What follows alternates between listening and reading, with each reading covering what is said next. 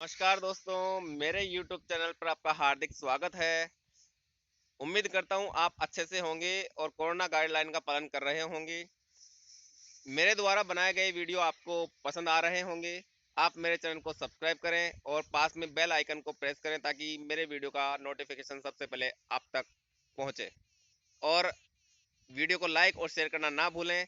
अगर किसी प्रकार कोई दिक्कत आती है टॉपिक पर तो आप कमेंट कर सकते हैं, मैं उचित जवाब देने की कोशिश करूँगा। तो चलिए वीडियो शुरू करते हैं। आज की क्लास में हम देखते हैं सबंग श्लेष अलंकार। सहभंग नाम से स्पष्ट हो रहा है क्योंकि हमने यमक अलंकार में भी देखा था, यही दो प्रकार थे, अभंग और सहभंग, और यहां पर भी अभंग और सहभंग श्लेष अलंकार ही है। अभंग में टुकड़े नहीं होते थे जबकि सहभंग में टुकड़े होते हैं। देखो, टुकड़े करने पर ही एक से अधिक अर्थ प्रकट होते हैं। जब किसी पद में श्लिष्ट शब्द क्या बताया था? एक तो होता है श्लिष्ट, एक होता है क्लिष्ट। मैंने दोनों के बारे में बताया था, मिलते जुलते शब्द हैं। श्लिष्ट मतलब जिसके चिपके हुए हैं। क्या अर्थ? श्लिष्ट शब्द ऐसा शब्द जिसके एक से ज्यादा अर्थ चिपके हुए हैं, वो श्लिष्ट शब्द है। और क्लिष्ट बोलते हैं कठिन को। क्लिष्ट शब्द मतलब कठिन शब्द। जब किसी पंक्ति में श्लिष्ट शब्द के टुकड़े करने पर ही एक से अधिक अर्थ प्रकट होते हैं तो वहां सहभंग श्लेष अलंकार माना जाता है। टुकड़े करने पर ही, यही है इसकी कंडीशन, तभी वहां पे क्या होगा? सहभंग श्लेष अलंकार। अगर बिना टुकड़े किए अर्थ निकलेगा तो वहां पे हो जाएगा अभंग श्लेष अलंकार। फॉर एग्जाम्पल, चिर जीवो जोरी जुरे क्यों न स्नेह गंभीर, को घटी ये वृष भानुजा वे हलधर के वीर। बड़ा अच्छा उदाहरण है और कवि का कौशल झलक रहा है, प्रतिभा झलक रही है कि देखो किस प्रकार से शब्दों का संयोग बैठाया है कि कैसे कैसे अर्थ निकल रहा है। एक ही शब्द में किस प्रकार से दूसरा अर्थ भी निकल रहा है। चिर जीवो जोरी जुरे, चिर जीवो जोरी जुरे क्यों न स्नेह गंभीर, को घटी ये वृष भानुजा वे हलधर के वीर। कोई कह रहा है या कह सकता है कि कवि कह रहा है, चिर जीवो जोरी जुरे क्यों न स्नेह गंभीर, को घटी, क्यों घटे, को घटी का मतलब क्यों कम हो, क्यों कम हो। चिर जीवो जोरी जुरे, चिर का मतलब होता है लंबे समय तक जिए। चिर का मतलब है लंबे समय तक, चिरकाल तक, लंबे समय तक ये जीते रहे। जोरी जुरे, इनकी जोड़ी जुड़ी रहे मतलब बनी रहे। क्यों ना स्नेह गंभीर, क्यों ना इनमें गंभीर प्रेम भाव, स्नेह भाव बना रहे। को घटी, क्यों कम हो, इनका प्रेम भाव, गंभीर प्रेम भाव बना रहे, बहुत अच्छा सा प्रेम भाव बना रहे। इनका प्रेम भाव क्यों कम हो, लंबे समय तक ये जोड़ी बनी रहे और लंबे समय तक ये जोड़ी जीती रहे। किस किस की जोड़ी की बात कर रहे हैं? ये वृष भानुजा वे हलधर के वीर, ये वृष भानुजा वे हलधर के वीर। वृष भानुजा के यहाँ पर दो अर्थ लिए गए हैं, इसी प्रकार से हलधर के भी यहाँ पर दो अर्थ लिए गए। इसीलिए वृष भानुजा और हलधर के वीर में कौन सा अलंकार है? श्लेष अलंकार है। अब अभंग श्लेष अलंकार है या सहभंग श्लेष अलंकार है, वो अब देखेंगे कि वृष भानुजा के टुकड़े करने पर अलग अलग दो अर्थ आ रहे हैं। पहला अर्थ आया यहां से तोड़ने पर, वृषभ प्लस अनुजा। क्या अर्थ निकला? वृषभ प्लस अनुजा का अर्थ होता है गाय। वृषभ बोलते हैं बेटा बैल को। वृषभ किसको बोलते हैं? बैल को। आपने राशियों के नाम सुने होंगे, 12 राशियां होती हैं, अखबार में पढ़ते होंगे कई बच्चे। 12 राशियां होती हैं, उनमें एक राशि होती है वृषभ, वो बैल का सा चित्र होता है वहां पर। वृषभ बोलते हैं बैल को। और बैल की अनुजा, अनुजा मतलब होता है छोटी बहन। अनुज किसको बोलते हैं? छोटे भाई को। अनुज छोटे भाई को बोलते हैं, अनुजा क्या होगी? छोटी बहन। तो बैल की छोटी बहन कौन होती है? गाय। बैल की छोटी बहन कौन होती है? गाय। एक अर्थ तो वृष भानुजा का ये निकल कर आया हमारे सामने, ठीक है। और दूसरा अर्थ है, कहां से तोड़ा जा रहा है दूसरे को? दूसरी बार वृष भानु और जा, यहां से तोड़ा जा रहा है।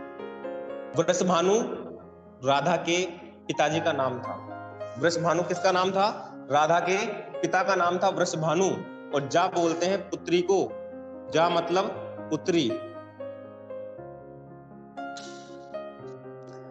वृषभानु की पुत्री कौन? राधा।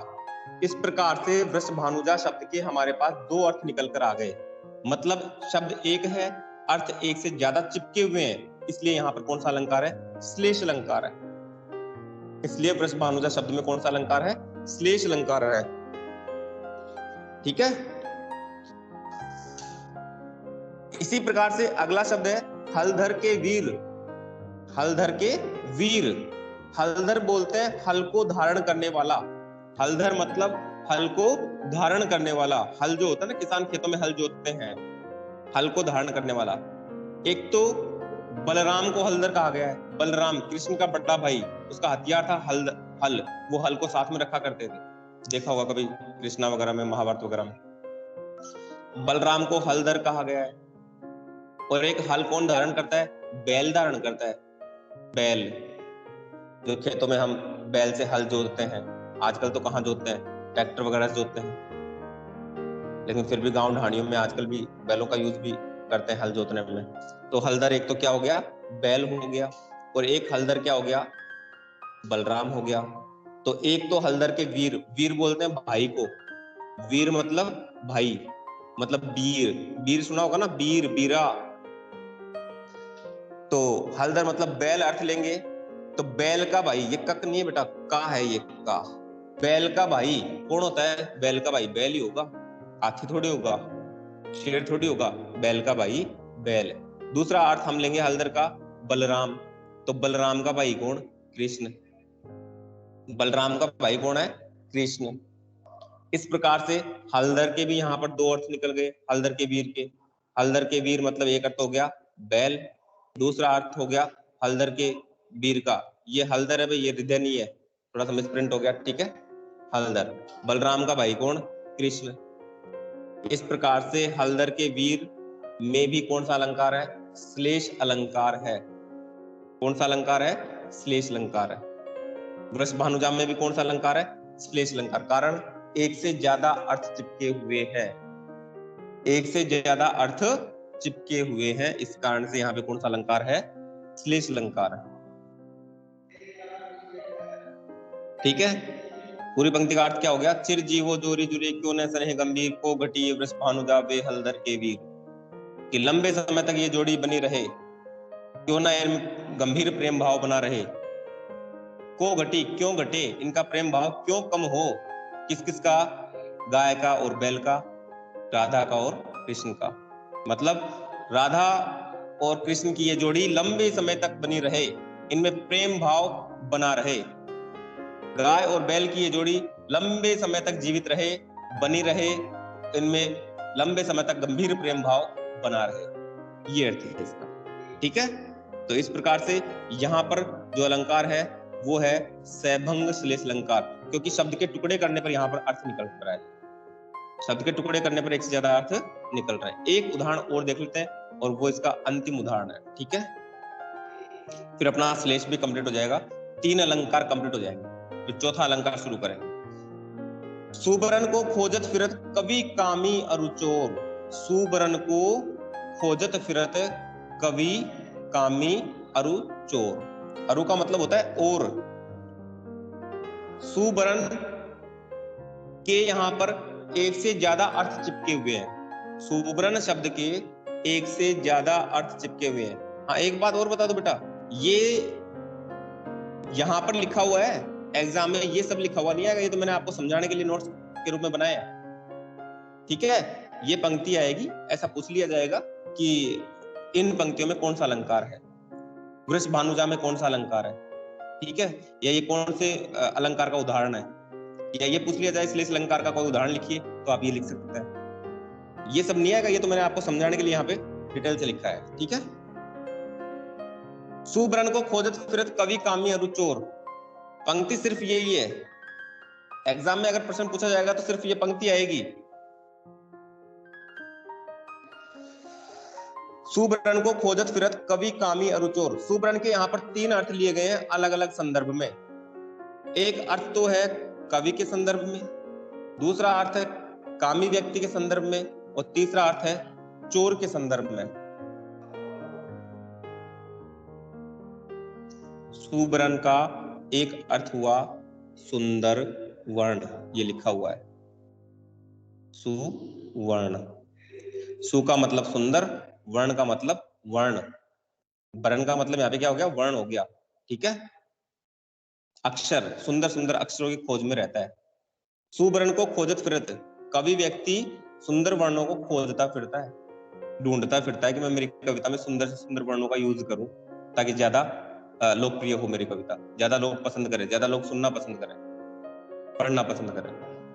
तो कवि व्यक्ति दिमाग लगा लगा कर सुंदर वर्णों की खोज करता रहता है, उनकी खोज में रहता है कि कौन से शब्द रखूं मेरी कविता में। अगला है कामी के लिए। कामी होता है, कामी पुरुष होते हैं जो कि विपरीत लिंगी के प्रति आकर्षित रहते हैं। पुरुष महिलाओं के प्रति आकर्षित रहते हैं और महिलाएं पुरुषों के प्रति आकर्षित रहती हैं, उनको बोलते हैं कामी। काम भावना होती है, जिनमें काम भावना ज्यादा होती है। ठीक है, सुवर्ण का कामी के संदर्भ में अर्थ हो गया सुंदर स्त्री। जो कामी पुरुष हैं वो सुंदर स्त्रियों की खोज में फिरते रहते हैं, सुंदर स्त्रियों के पीछे भागते रहते हैं। और सुवर्ण का एक अर्थ हुआ चोर के लिए। क्या हुआ, सुवर्ण का स्वर्ण हो गया। क्या हुआ, स्वर्ण, सोना, सोना, कौन सा, गोल्ड। ठीक है, चोर सोने की खोज में फिरता रहता है। अब सिर्फ ये नहीं है कि चोर सोने की खोज में फिरता है, कहने का मतलब, सोने का मतलब यहाँ पे है धन दौलत के पीछे भागता रहता है। चोर ये देखता है कि कहां से आज चोरी करूं कि मेरे को ज्यादा माल हाथ लग जाए, कहां डकैती डालूं कि मेरे को ज्यादा माल हाथ लग जाए, ज्यादा धन मिल जाए, आज आदमी बेड़ा पार हो जाए, करोड़पति हो जाऊं, अरबपति हो जाऊं। ठीक है, चोर तो स्वर्ण की खोज में फिरता रहता है, कामी पुरुष सुंदर स्त्री की खोज में फिरता रहता है, और कवि सुंदर वर्णों की खोज में फिरता रहता है। टुकड़े करने पर समझ में आ रहा है ना, ये सु को अलग करने पर अर्थ निकल के आ रहा है। सुवर्ण, ऐसे स्त्री का भी सिर्फ स्वर्ण के लिए इसका टुकड़ा नहीं करना पड़ा है। अगर एक बार भी शब्द के टुकड़े करने पड़ गए तो वहां पर कौन सा हो जाएगा, सभंग हो जाएगा, कि शब्द तो भंग हुआ है, कहीं ना कहीं हुआ है, एक बार हो चाहे दो बार हो। एक बार भी हो जाएगा तो क्या माना जाएगा, सभंग माना जाएगा। हमने यमक अलंकार में एक उदाहरण देखा था, कलपाता वाला था वो, एक क्या था ये, अभी नित कलपाता है मुझे कांत होके, जिस बिन कलपाता है नहीं प्राण मेरा। इस कलपाता के हमने टुकड़े नहीं किए थे, इस कलपाता के टुकड़े करने पड़ते। कल पाता मतलब चैन पाता, ऐसे। इस कलपाता को हमने एक साथ ही लिया था। कलपाता का अर्थ होता है पीड़ित करना, कल्पना मतलब पीड़ित करना, ये है कल्पना मतलब चैन पाना। इसको तोड़कर अर्थ लिया था, चैन पाता है नहीं, इस प्रकार से। तो अगर एक बार भी शब्द के टुकड़े हो गए तो वो किसका उदाहरण माना जाएगा, सभंग का। अब वो श्लेष हो सकता है, वो देख लेना आप, श्लेष की बातें आ रही हैं या फिर यमक की बातें आ रही हैं, मतलब शब्द जोड़े में है या शब्द एक बार ही है, अर्थ चिपके हुए हैं। ठीक है, वो विशेषताएं हमें देखनी पड़ेंगी कि श्लेष की विशेषता है या यमक की। मोटे मोटी बातें मैं आपको बता ही दिया कि यमक में शब्द एक से ज्यादा बार होता है, एक ही शब्द एक से ज्यादा बार होता है, अर्थ अलग अलग होता है। इतनी बात याद रख लेना, यमक में क्या होता है, एक ही शब्द एक से ज्यादा बार आता है, अर्थ अलग अलग होता है। जबकि श्लेष में क्या होता है, श्लेष का अर्थ क्या, चिपकना। हाँ बेटा बोलो। सर एक ही पंक्ति में दो भी हो सकते हैं क्या अलंकार? बिल्कुल, दो नहीं, बहुत सारे भी हो सकते हैं, बहुत सारे भी हो सकते हैं। अब देखो, अनुप्रास अलंकार मैंने बताया, अनुप्रास के मैंने 4 भेद बता दिए।